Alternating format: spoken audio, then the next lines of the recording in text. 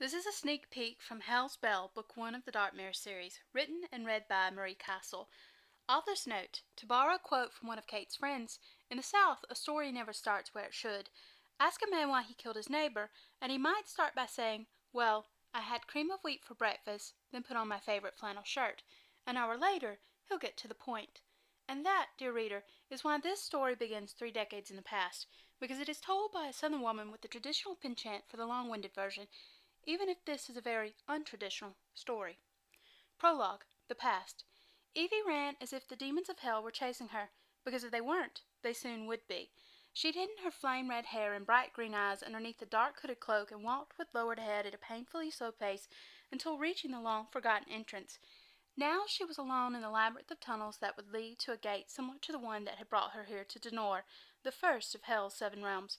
It had taken weeks of sending out just the whisper of her power and a subtle search to locate an unguarded gate, yet it would take Denor's prince mere minutes to discover her escape and send his dog searching. But they wouldn't find her before she reached her destination, and then it would be too late. It might have taken the dark faction months to open the gate that had brought her here, but as a guardian, she was gifted with the power to open and close them at will. She'd fought and nearly defeated the faction, but the lord and prince of this realm had been another matter. Like her, he guarded the gates that led in and out of his world very closely. The opening of one had drawn his attention, and so he'd captured her, claimed her, before she could escape home. That was 3 months ago. Now she was alone, running, listening to the sounds of her soft shoes scuffling on the rough stone floor, haunted by even the echo of her breath rushing in and out. It was reckless to run so quickly in the pitch black, but a torch would have aroused suspicion, and using power to form a ball of light might be felt. But light wasn't needed, because the darkness was no longer empty. She was so near the gate now, and the power of it sang to her. A soft sigh of relief barely passed her lips. Freedom. It would take mere seconds to open, pass through, and close the gate again. Her power, her salvation, and her damnation. For as a guardian she had the power to unleash hell on earth. A great power, and an even greater responsibility. With enough power, anyone could open a gate for moments, but if a guardian willed it, one could be open for hours, days, perhaps even an eternity. Masses of the lower-level demon scavengers could roam a green earth, or any of the other realms, sucking the life from anything too weak to protect itself, and that was the best-case scenario. When the faction had been unable to simply steal her power, they tried to force her to their will. They hadn't succeeded. Neither had the prince, though his methods had been much different. But that would have changed very soon. With each passing day, her secret had become more difficult to hide, so she ran, not just for herself, but for the child she felt growing within her, the child whose life would be bartered for its mother's power or used against its father. She had seen the future and would not allow it to be. She would not wait and be forced to choose between the lives of her entire world or the life of one so precious. Her heartbeat pounded loudly against the eerie silence of ancient stone walls. What a surprise to find the very thing she sought located below the prince's dungeons, in essence, below his very nose. She stopped beside a crack in the tunnel wall barely large enough to slide through. Long ago it might have been a doorway, but the entrance had been filled with stones until it now seemed as one with its surroundings. Only someone who felt the lyra, the song of power, would know what was there. Evie took a moment to catch her breath, then began to work her way through. Moments later, she stepped into a vast room, empty of everything but cobwebs and dust. The ghostly white threads luminesced, seeming to sway as winds of power flowed from the darkness. Like a curtain separated by an unseen hand, they opened and closed gracefully as she passed through. The far wall seemed untouched by time. No webs, no dust, just a slab of black stone polished to a mirrored sheen, faintly illuminated by the glowing threads. The wall and the gate were one and the same, and they were massive. A smaller, man-sized arch was etched into the stone underneath another, much larger arch that encompassed most of the wall. The magic in the air changed. Someone had noticed her absence, and large whips of searching power were lashing out. Evie's already great sense of urgency increased, yet she stood still, the mirror's reflection holding her attention. The woman looking back at her had a mass of wild red curls and haunted jade eyes. It was her, and it wasn't. That woman looked ready to break, which meant it couldn't be Eleanor Victoria de Lacy. Evie was not the sort of woman who fell apart. She was a hunter, trained by the guild's masters themselves. She was a guardian. Most importantly, she was a de Lacy, heir to thousands of years of magical knowledge. Shrugging off her doubts, she placed her right hand on her abdomen, then closed her eyes and focused. She barely felt the pain as she cut her finger with the small silver knife she'd stolen 2 weeks ago. Like tears, crimson drops of blood flowed before being quickly smeared onto the stone, connecting her to the mirror. She willed the gate open, and it obeyed. The solid darkness rippled like living water. Another moment, another measure of power, and the portal's destination was set. Then she stepped through, one hand on her abdomen and the other at her neck, wrapped around the only thing she had taken of her lover's, his medallion. A vision came in the void between worlds, or rather, it was the vision, the one that would change everything. The shock of it nearly broke her focused hold on the gate's endpoint. In that moment when there is only nothingness, it tested her abilities to absorb the images into a mind no longer in possession of a body. There was no air, no light, no being, only a fragmented glimpse of the future. Her child, a daughter, would have power, power greater than her mother's, power perhaps greater than that of the dark demon with midnight hair and fairy blue eyes, who would never know he'd stolen her heart and given her a child. Then she was through, and maybe, right before she closed the gate, it was the echoed cry of her stolen heart that shook the still rippling black mirrored wall of the cavern she'd landed in. Or maybe it was the cry of another heart in a world that she could never return to. The words, "Forgive me," echoed in her mind, but were they her thoughts or another's? She would never know. Chapter 1.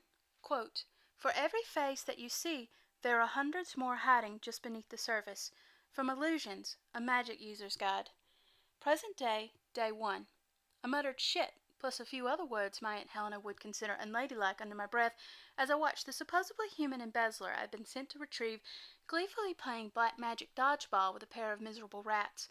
I was too far away to hear their squeals, but the look on Bob's face, that was my bag and tag's name, was giving me the willies.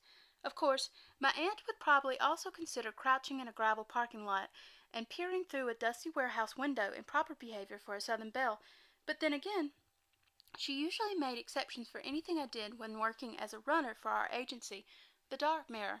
My aunt, a semi-retired professor, had hit the lecture circuit years ago in her capacity as a demonology expert. Often out of the country, she didn't have much to do with the business these days. When my mom disappeared 3 years ago, that left me in charge. Most days, being the boss was nice, but on days like today, it just meant I had no one but myself to blame for this mess. Well, almost no one. I was more than willing to blame my latest clients who had insisted that this was a simple job. Track down and bring in one Bob Rainey, the Bloodkin's stupid but human accountant. That would be the not-so-human accountant standing in the middle of the building, watching the warehouse's front and back door. Or maybe it was more truthful to say that he wasn't human anymore. The smell of death and decay leaking out of the open window meant that whatever that was in there, it wasn't alive. The lights are on, but Bob's not home, which was good. I wouldn't have to worry about the kin killing my catch after I handed him over. He was already dead, or as close to dead as a walking corpse could be. The photo I'd received showed a middle-aged white male with glasses and a clean-shaven head. That didn't jibe with the badly done toupee and gold bling Bob now sported. If not for the expensive suit, I would have suspected some sort of Bob Rainey doppelganger. It wouldn't be the first time. But if the suit fits... And it most certainly did. It was the kind that had an Italian name and cost more than a fashion model's nose job. I'd been briefly romanced by a player and had learned 2 important things. How to recognize the cut of an expensive suit was one of them. No one puts a suit that pricey on someone else, especially not someone who smelled like they'd been dug up and microwaved. Suit, toupee, gold chains. All were at odds with Bob's empty face and the ball of black magic resting in his hand. I looked again at the photo. It was a match. That was Mr. Bob Rainey, CPA, and the guy who'd stolen $10 million from the kin, New Orleans' own vampire mafia. Or at least, it was Bob's body. From the smell, I'd say his soul was long gone. The fee for this job was going way up. I should have known something was amiss when the vamp's man of business, Benito Carmel, called this morning. The kin didn't normally farm out these things. Still, it was May. Nightfall would come slowly in the Deep South. A smart thief could take a long lunch, hop an international flight, and be halfway to China before it was dark enough for the fanged ones to walk the streets. Which was why I'd started to wonder when the tracking had been so easy. 10 minutes with the scrying crystal and atlas had led to this warehouse in Gulfport, an hour and a half from the kin's home in New Orleans, and only 40 minutes from my town of Ganzai. Bob should have been headed for the airport, or, at the least, bought some time by shelling out a couple $100 for an amulet that warded against location spells. That was what I, or anyone else concerned with dying, would have done. I'd parked my beat-up work truck 2 streets over and walked to the back of the building. I could feel the noonday sun beating down. The sky was a cloudless blue and the temp was already climbing. But the heat worked in my favor. It was Sunday, so many of the warehouse's windows had been left open. Without the ventilation, Monday's workers would have walked into a concrete and steel oven. A trail of sweat streamed down my back. Some days my body craved the heat, but today wasn't one of them. Thankfully, I'd worn jeans and a tank top instead of leather. Leather would protect you in a fight, but it wouldn't matter if you died of heat stroke before the first punch flew. For the same reason, I'd pulled my raven black hair into a braid. I used my palm to remove dirt from the window pane, wiped the grime on my faded jeans, and briefly noted my reflection. The mirrored woman's light blue eyes looked worried and tired. The dark smudges under those eyes were from a month of nightmare and interrupted sleep. I ignored her worry and the foreboding sense those shadowy dreams had evoked, instead looking past my reflection to assess the warehouse's layout. There was one main door with a center aisle wide enough to allow the 2 forklifts parked at the front to pass each other. To each side was aisle after aisle of stacked building supplies. Not surprising, considering the building was part of a boat builder's shipyard. I was climbing through another window farther down, out of Bob's sight, when I heard the gravel at the warehouse's front crunch. A door slammed, and I moved quickly inside. If Bob had a partner, I wanted to catch them both.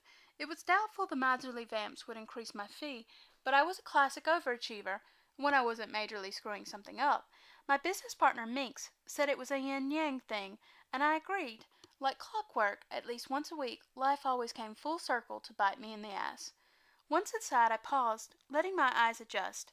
There was fluorescent lighting high in the rafters, but as this was a clandestine meeting, it hadn't been turned on.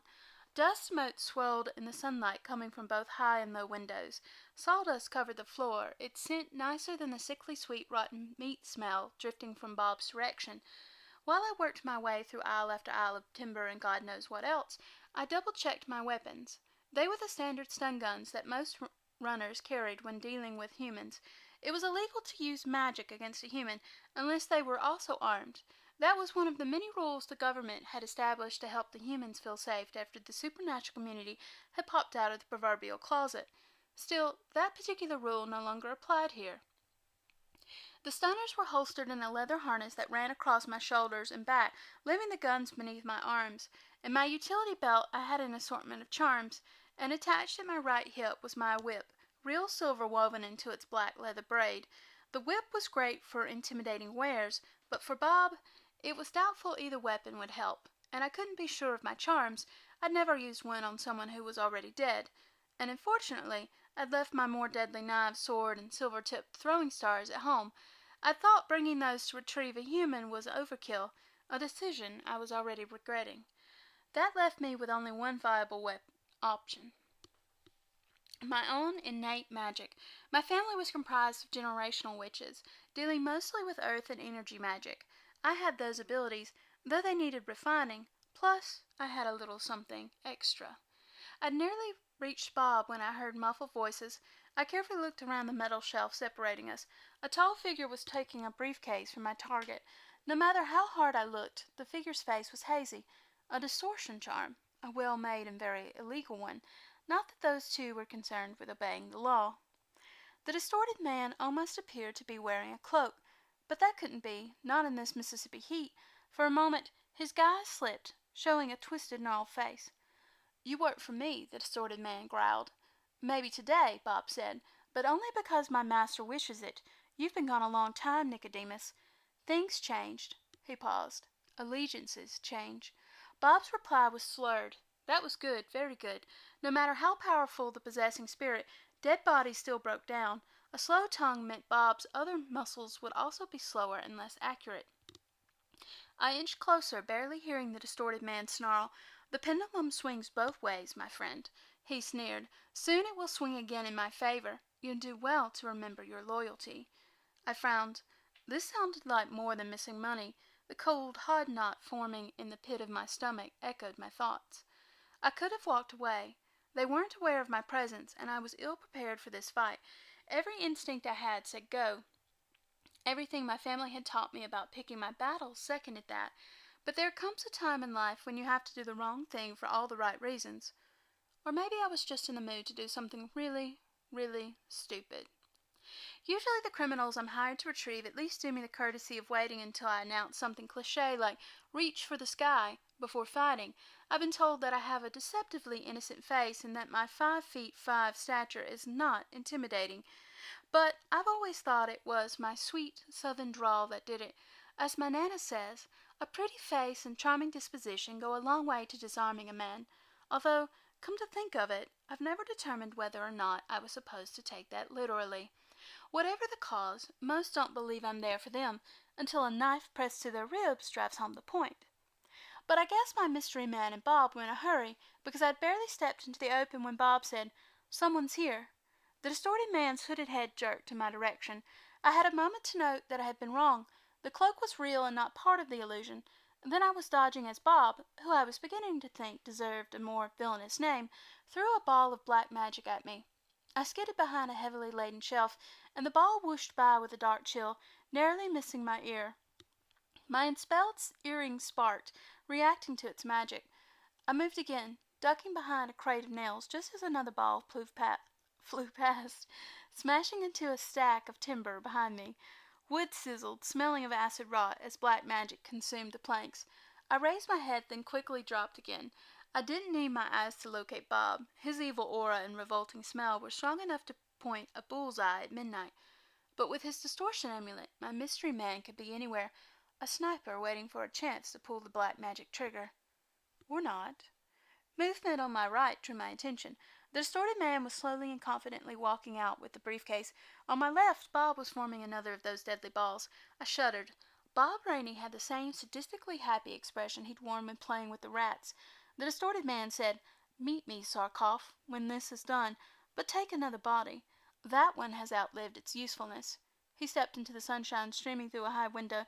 Again, I glimpsed a gnarled, twisted face, but this time sharp, red-brown teeth and black, lifeless eyes were also discernible. He turned back to say more, and his features were once again like that of the hooded reaper, only blackness where a face should have been. "And leave no trace of this one. We are too close now for mistakes. Fail, and I'll make sure your true master, not that bitch you serve, executes your punishment."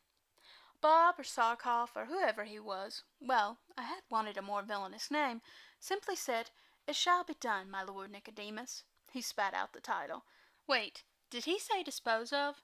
I was suddenly furious, my previous caution washed away. It would take more than a stiff-limbed accountant with demonic powers to finish me, and if they thought anything less, they were in for a surprise. Mr. Monkey Suit and his fake hair were about to find out that I was descended from a long line of ass-kickers. My breathing slowed. I focused on the fire flowing through my veins.